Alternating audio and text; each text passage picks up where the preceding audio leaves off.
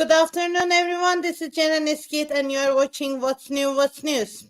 Yes, today we will discuss the tensions between Israel and Gaza war, and I invited an esteemed journalist, Nimet Kıraç, who was there, who was following it closely. Let me invite her. We have a lot to talk today as journalists and atmosphere of the West Bank. Let me invite her. Welcome, Nimet. How are you? Hi, Jeren. I'm doing okay. I hope you're well. I'm good, thank you, and thanks for joining me today. I know you're busy, but thanks for accepting my offer to be here today. We have been following the incidents, the war closely between Israel and Palestine, and you were there since the first day, actually. In West Bank. Of course, I know the situation of journalists over there, that you wouldn't be able to, I think, go to Gaza to follow up closely the conflict. But what is your evaluation? How long have you? How long did you stay there? What was the atmosphere? We have witnessed a lot of unfortunate scenes on the newsrooms as well, but with the first eye, I would like to hear your experience, what happened over there. So thank you very much for inviting me to your valuable program. I've been on 2 assignment trips to the West Bank and East Jerusalem and Israel. So it's made of parts, right? Palestine is Gaza. Nimet has gone. Yep. You can't hear me? Okay, we have such internet issue. No, you are back now. You were frozen, yes. Okay, so I went on 2 assignment trips since the beginning of the war and stayed. So it's made of parts, right? Palestine. There's Gaza, there's the West Bank, and there's East Jerusalem, and then there's Israel, of course. So I haven't been able to access Gaza as the other journalists. No one has been able to enter except for embeds journalism, which, like, major Western news networks went on embeds with the Israeli forces into Gaza. So I haven't, unfortunately, been able to enter, and I've been trying.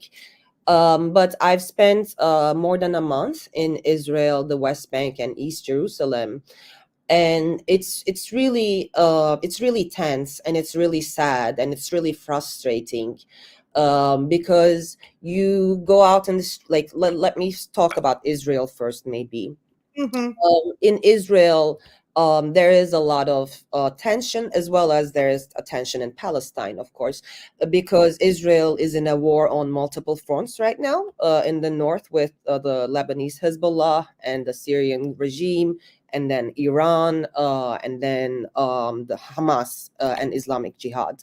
So the people in Israel, the Israeli citizens I've spoken to, and I've spoken to more than a few dozen of them in my month there, the people are very afraid that this could be that the world is turning against them, and they are in a very isolated position. But that doesn't make them say, okay, we want peace right away. They are very concerned about Hamas, and very concerned about the incidents, the attack actually on October 7th, which killed around 1,200 Israeli citizens. And there are the hostages situation. So the Israeli public dialogue is mainly focused on bringing the hostages back well and safe to their families. And the protests that you see in the news, some people think that they are against the war and they are maybe pro-Palestine, but that's not the situation. While there are some minority pro-peace voices in Israel, some leftist voices, they are very much isolated. And my evaluation is that the majority of the Israeli population, the public dialogue today, they are very much for eliminating Hamas and do whatever it takes to eliminate Hamas. So what the Israeli people are watching in their news and their is not focused on the attacks on Gaza, but the Israeli military's success in Gaza, if there is any, and the fallen soldiers of Israel and the hostages situation. So that's Israel's agenda, basically. That's what Israel is very much focused on.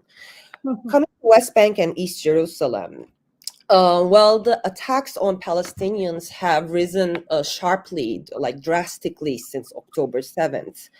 And while some of around 500 people were killed in the West Bank and East Jerusalem by the Israeli forces and the armed Israeli settlers in the West Bank, a quarter of that number are children.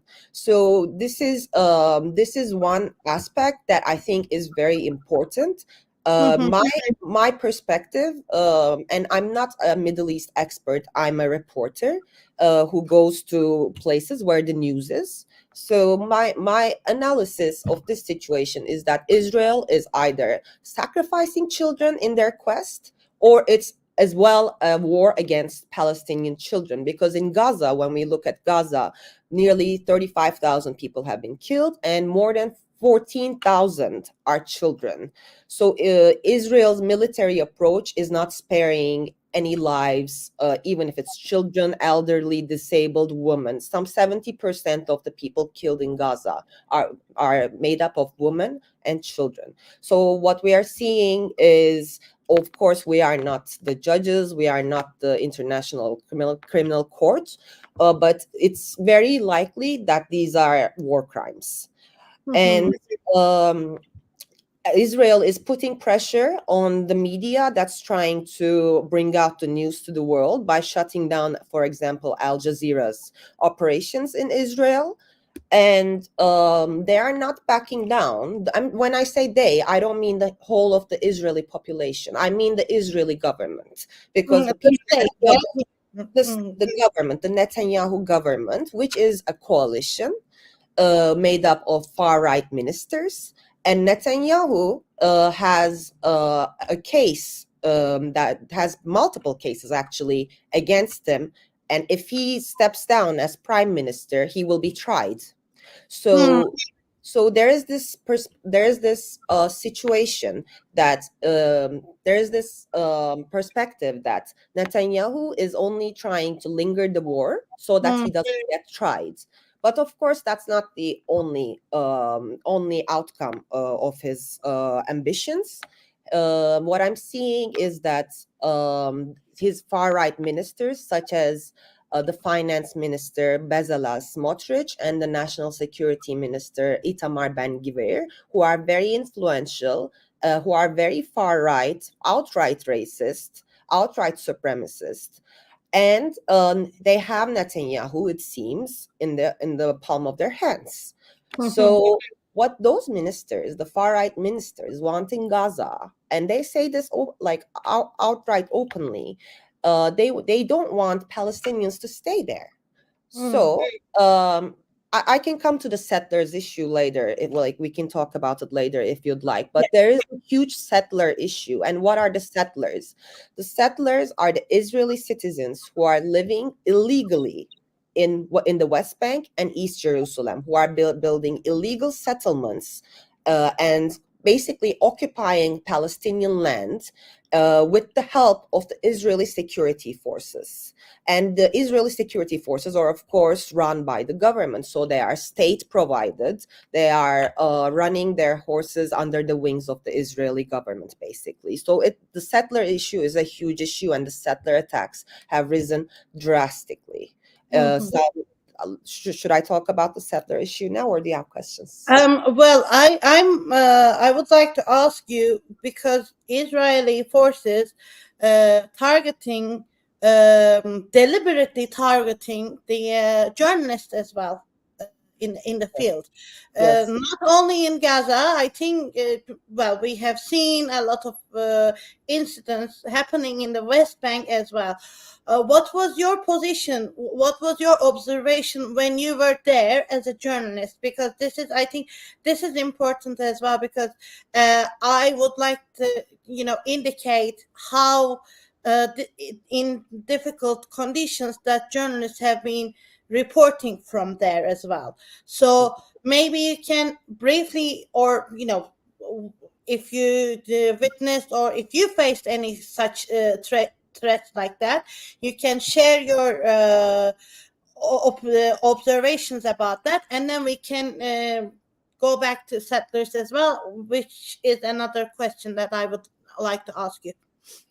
So far, in 7 months, in a little over 7 months, Israeli forces have targeted and killed more than around 142 journalists. The numbers are debated, but we know that they've killed more than 100 journalists and media workers.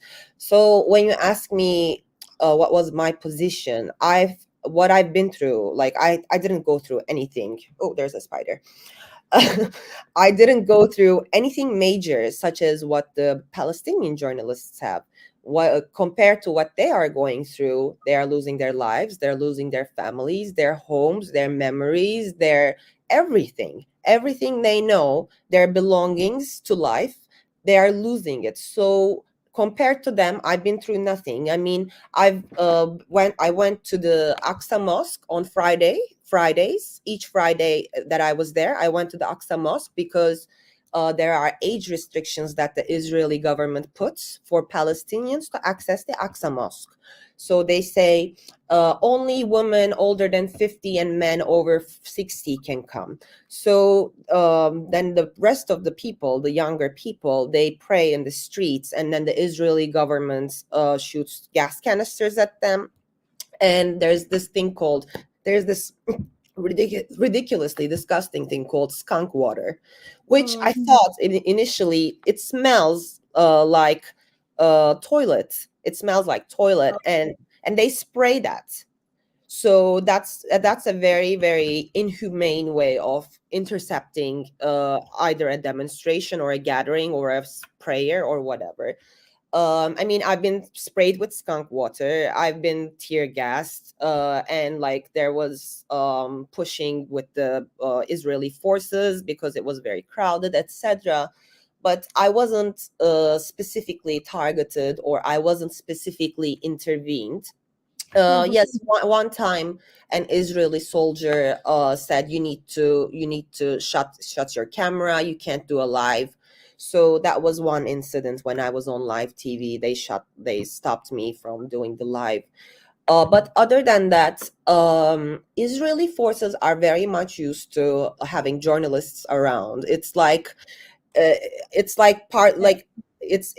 are so used to journalists. They smile at you, or they're very large, let me say. So I haven't been through anything that specifically stuck with me or traumatized me in a way, but it was a very difficult environment to work in terms of a war could erupt in the West Bank as well, with one incident that fires the flames, basically. So it's a very tense environment, and traveling around the West Bank, and I've traveled almost through all of the West Bank in my 1 month there. For example, there's Jenin. Jenin is in northern West Bank, and it's considered the armed resistance capital of the Palestinians against the Israeli occupation. So in Jenin, for example, it's very there can be a raid at any time, and the Israeli forces are using drones to strike houses in the West Bank as well. So working there, it was very much I need to finish what I'm doing. I need to get the information that I need, get everything, and leave as quickly as possible. But that creates a dilemma in me as a journalist. Each time I go to a conflict zone, because I get out, but those people, that's their home, they don't leave. So psychologically, it's very much pressuring, but physically I wasn't subjected to violence. Well, thank God to that, because while I was in the coalition, actually, for women in journalism, we have witnessed a lot of targets during the time, especially with the Ramadan aid or Mubarak aid, that sort of events, especially when Israeli forces were they attacked the Palestinians, the occupied area, actually. So you were the lucky one, let's say. Yeah. How about the settlers? You were mentioning that you can continue, and then I have another question about that too. So the settler issue is not a detail in the conflict. It's a major component of the conflict. There are around 700,000 settlers, armed, many of them armed, by the government, by the Itamar Ben-Gvir, who's the Israeli National Security Minister, who went to settlements himself after October 7th and handed the guns, the rifles himself, like he personally handed the rifles to the settlers. And he's promising to do more and more of that. He's just like really, I don't even know what to say. So the settlers make up 10% of the Israeli population. And from my understanding, they are seen as pioneers in the Israeli society, good Zionists who want to establish the ambition by the holy book. So they are very much supported by the Israeli community. But what's happening in the West Bank right now, our settler attacks are increasing every day. We are seeing more and more drastic scenes in the news when we look. For example, burning of houses, demolishing of entire villages. They come with their rifles, they come with bulldozers, they are protected by the IDF, the Israeli Security Forces. And the Palestinian peoples are removed from their land. That's ethnic cleansing. And that is what the settlers would like to do in Gaza as well. So I went to interview Daniela Weiss, who's a settler leader. She's a leader of the settlers, and she's also a leader of this movement called Nakhala, which means homeland. What they would like to do in Gaza, and she's very honored to tell her ambitions on this. What they would like to do in Gaza is remove Palestinians from there and start new settlements there. There is a story there. Until 2005, there were illegal Israeli settlements in Gaza. But in 2005, according to Oslo Peace Accords, they were called back. So they were retrieved, they were removed. So they were the people who left Gaza, the Israeli people who left Gaza, the settlers who were illegally living there. They have this dream of going back, and that dream is called Gush Katif. Gush Katif was one of the names of one of the settlements there in Gaza. So the settlers would like to go back to Gaza, make it, and I'm saying this in her words, in Daniela Weiss's words, make it prettier than Singapore. And turn it into a beachfront heaven, basically. And what they are saying, the settlers are saying, is the Palestinians have lost their rights to live in Gaza. So it's a very outright supremacist approach to people. And they feel like they have the authority to make the decision on who lives where, and that is by their book, by their holy book. So from my perspective, the settlers are having a hard time adapting to the modern world with legal repercussions and international law. Yeah. Well, you obviously said enough said, I think, because it is inhuman in a way to think that way, to push people in that perspective to move somewhere else, because I mean this is their homeland. Where else they should go? Yes, it's basically the repetition of Nakba, which in 1948, when Israel was founded, some 700,000, 800,000 Palestinians were ethnically cleansed from their homelands. So this Palestinian people feel this is a continuation of Nakba and another peak of Nakba, basically. Well, yeah, definitely. My other question is actually about Netanyahu, because now in the analyzers and also some of the journalists, when they criticize Netanyahu, they are saying that his chair is a little bit shaken now because of the decisions that he made. Uh, Either with Iran, with Gaza, and all the dynamics included, of course. And for the upcoming election, people are saying that he may lose his position with the coming election. What Israelis think about that? Is there any possibility that he literally can lose the elections this time and then actually disappear? So I've spoken with a bunch of Israeli public analysts, and what they were saying to me is this: there is a situation in Israel right now. The ultra-Orthodox Israelis were exempted from from their military service, but now they are discussing whether they should be included in the obligatory mandatory military service, which is creating a huge fuss in the Israeli society. And if the ultra-Orthodox are actually drafted, then the analysts are saying it could very much, even before coming to the elections, there could be snap elections. So it could dissolve the coalition of Netanyahu, because he has far-right ministers in his coalition, of course. So that is one issue that's very threatening to Netanyahu's throne right now. And let me talk about the public anger in Israel against Netanyahu. The people you see in the protests are very much upset with Netanyahu. First, for not being able to protect them on October 7th.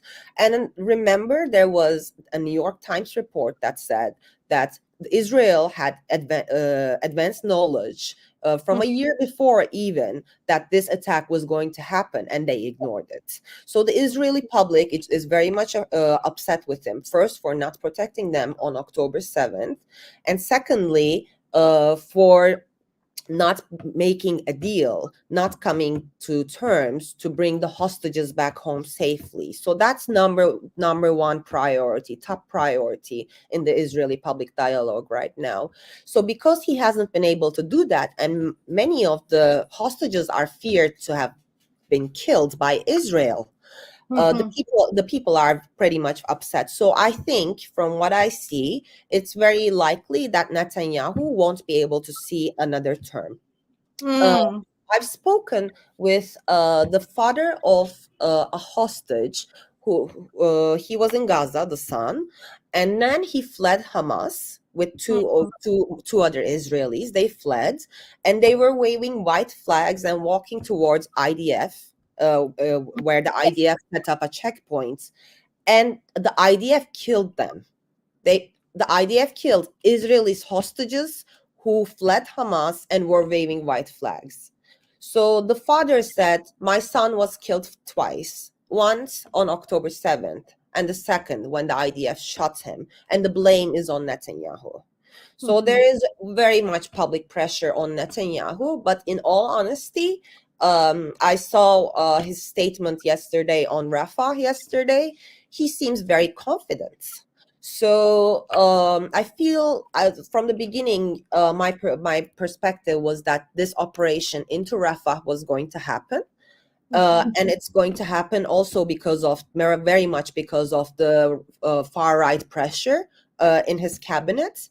And now the operation hasn't officially begun, but they are doing limited operations, and the airstrikes are turning to ground operations. So we might be seeing more and more horrible footage coming from Gaza in the coming days. And for example, I'll tell you this too.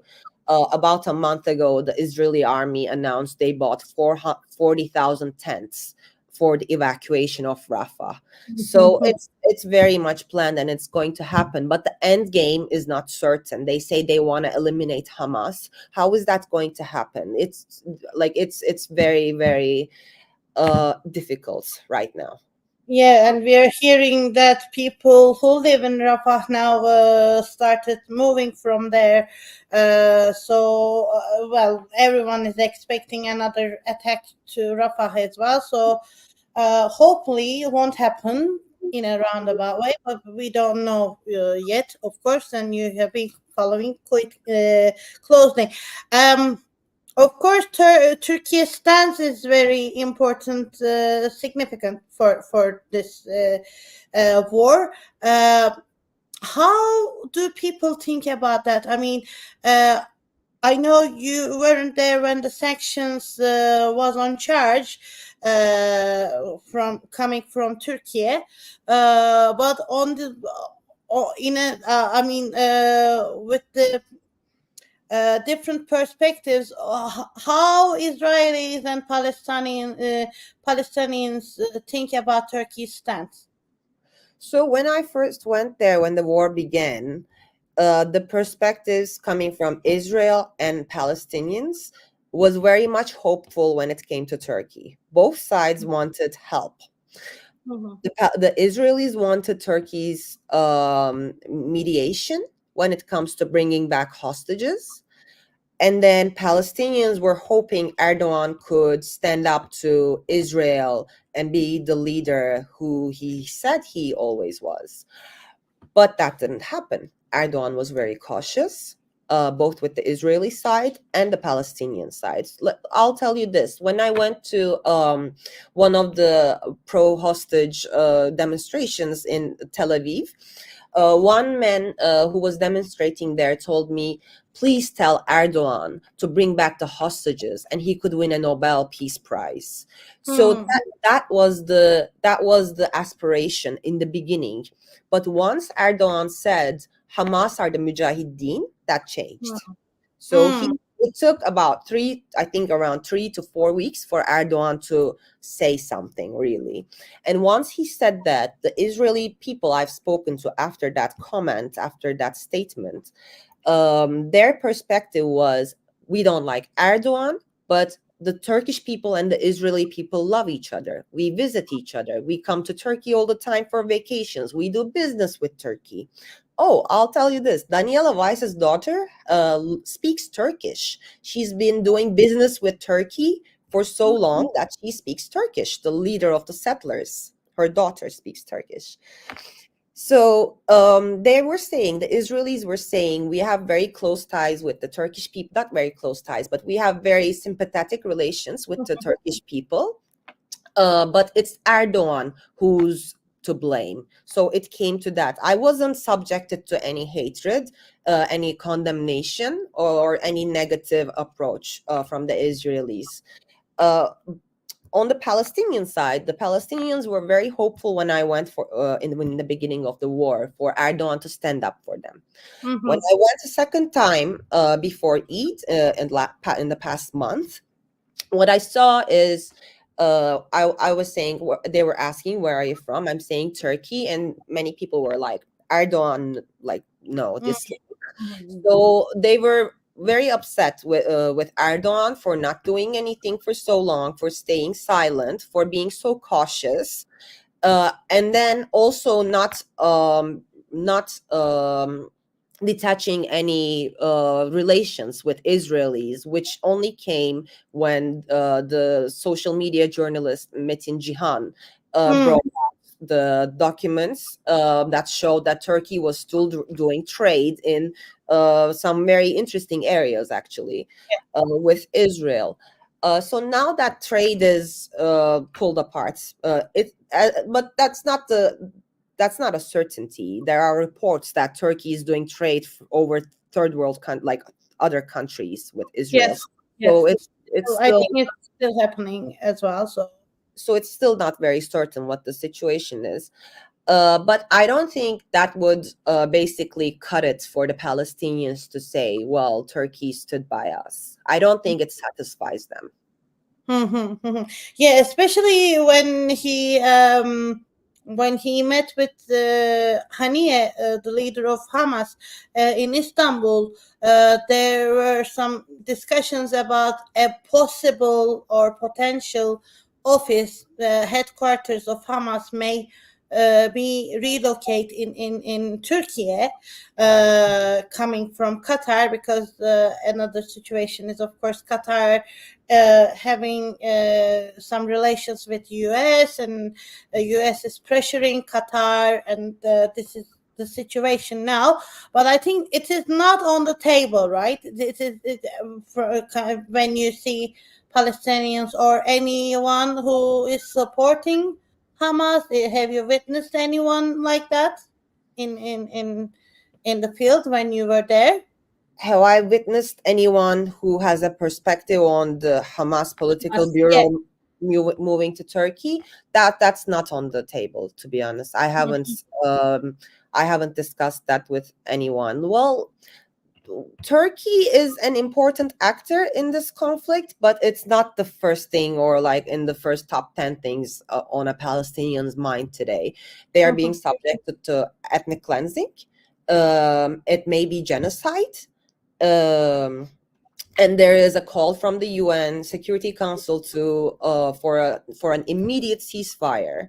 And despite all of these mechanisms, they're still being subjected to violence every day, violence and inhumane treatment. Yoav Gallant, the defense minister of Israel, called them human animals. So that's the perspective against a Palestinian.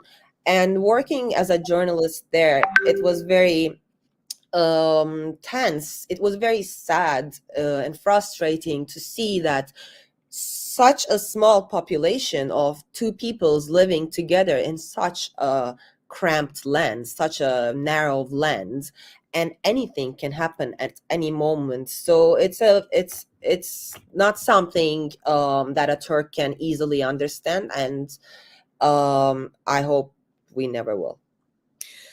Hopefully, especially thinking of children and women over there, without their, if when they lose their family members, especially men in Gaza, it is another struggle for them, battle for them to survive in the region. So it is very difficult to understand, but of course, when we see the scenes, I think it shows everything. It shows that it is a war crime, obviously, and as a journalist, of course, we have to say that this is a war crime, and it is a genocide, obviously. I mean, from my point of view, of course. Yeah. Well, Save the Children says 2% of Gaza's children have been killed or injured in 6 months. So, like, go figure that. What does that seem like to you? Yeah. Well, we're coming to an end now. I lastly want to ask you about the international court, which is in South Africa now. How people react on that process as well.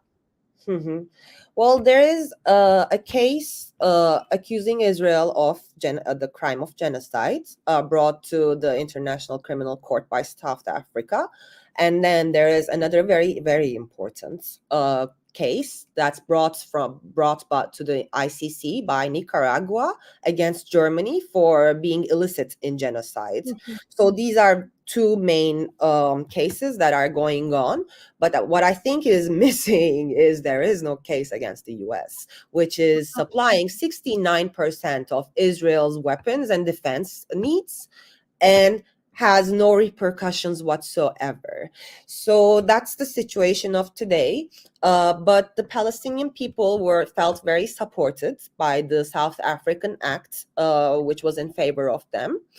And I've spoken to people who said we weren't expecting it from South Africa, but whoever helps us, like, we'll have it, because we are in a live or die moment right now as the Palestinian people, not just as individuals, as at the Palestinian people. They are fearing of getting erased from the face of this earth. So it's very serious. And these cases are very important. But I think the major leg that's missing is the supplier of the 2,000-pound bombs that kill children in cold blood, which is provided by the US.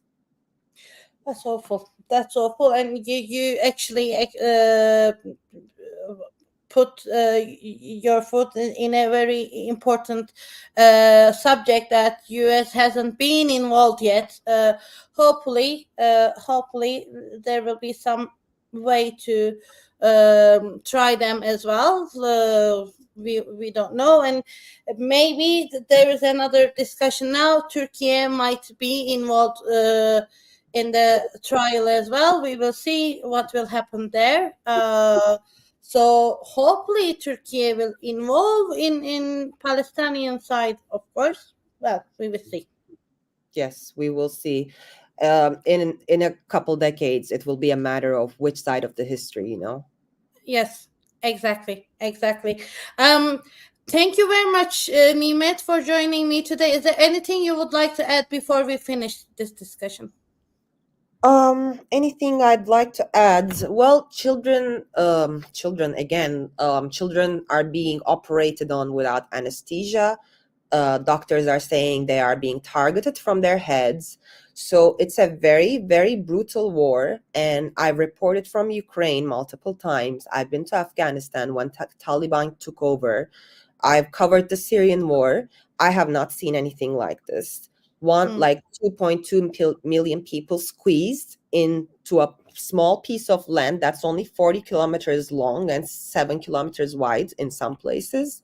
And they are being bombed relentlessly, and the world is not being able to do anything. This shows us that there are some serious questions to ask in the international community about the mechanisms and their reflections in real life. That's absolutely true. Enough said, I think. Thank you very much, Nimet, for joining me today. Hopefully, for the coming days, we will do another live if you go there, if you witness another development from there. But till then, thank you. Bye-bye. Thank you, Ceren. Bye-bye. Bye. Well, yes, I think Nimet said enough about the situation and the what's happening in the region over there, and definitely this is a war crime, and we are witnessing such unfortunate scenes coming from Gaza, and now another problem will be Rafah attacks. Hopefully, it won't happen, but of course, we are expecting that. Well, I want to close this YouTube live saying that peace is vital for everywhere, and children and women, especially prior, they don't deserve anything. Any human deserve anything such treatment like that. We will discuss this South African International Criminal Court and Turkey's possibility to involve this trial on Tuesday with international law expert Kerem Gülay. But till then, have a lovely weekend. Bye-bye.